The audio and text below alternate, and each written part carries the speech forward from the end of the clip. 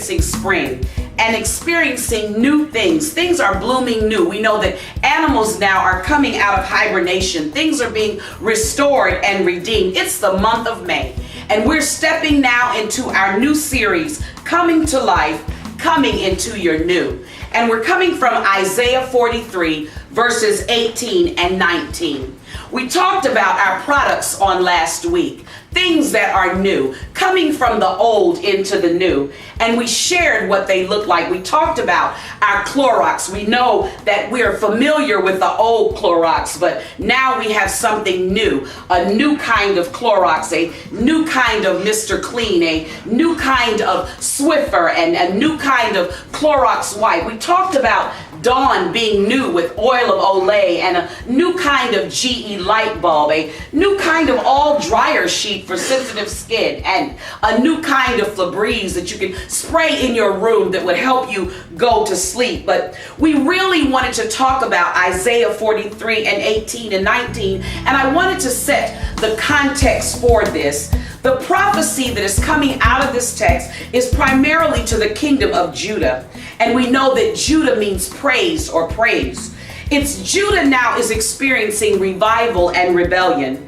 And Judah was also being threatened with destruction from Assyria and Egypt. The prophet Isaiah is appealing to a powerful memory here for the kingdom of Judah. It is the Exodus. He is reminding God's people now, these are the descendants of the slaves of Egypt, how God had liberated their people from oppression. These are the descendants of those who had crossed the Red Sea. He is reminding them of how God devastated the powerful army that was pursuing them. These are the stories of the Exodus that have been told for many generations. It's permanent fixtures that are in their minds, and the prophet is evoking their amazing memories to comfort them and assure them while they are in this Babylonian captivity. And he's reminding them of what God is about to do that is like what God did for their ancestors centuries ago. And he says to them in Isaiah 43 verses 18 and 19, do not remember the former things, nor consider the things of old. Behold, I will do a new thing. Now it shall spring forth. Shall you not know it? I will even make a road in the wilderness and rivers in the desert. You know, I always like the Voice version. Don't revel only in the past or spend all your time recounting the victories of days gone by. Watch closely. I am preparing something new. It's happening now, even as I speak, and you're about to see it. I am preparing a way through the desert. Waters will flow where there had been none.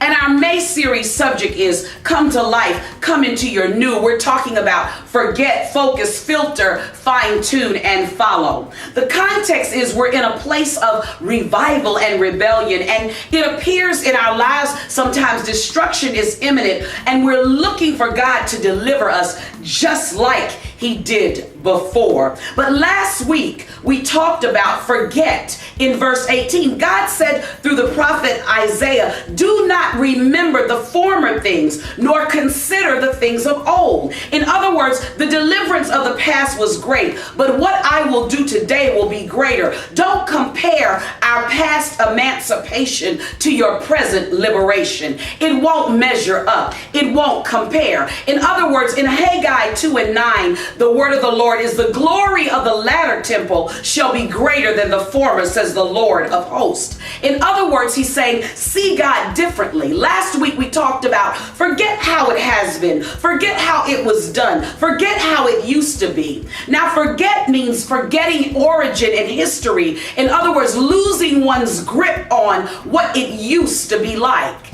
And so this week, the word is focus. He says, behold. I'm going to ask our producer to do something a little different. David, if you could kind of take me out of focus a little bit. I'm going to ask you to kind of blur the camera just a little bit. I want those of you that are just tuning in, don't try to adjust your set. Just take me out of focus a little bit. I want you to blur me a little bit. I want people to see me out of focus.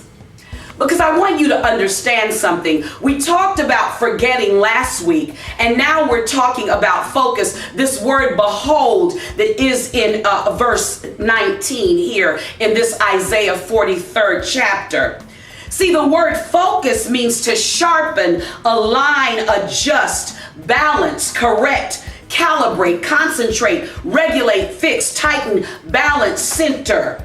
And so here God is saying to them, I'm out of focus a bit. He's saying you're out of focus. You're concerned about what I did back in the day for you. And I want you to focus a little bit on what's going on right now. Behold, you can bring me back into focus just a little bit now.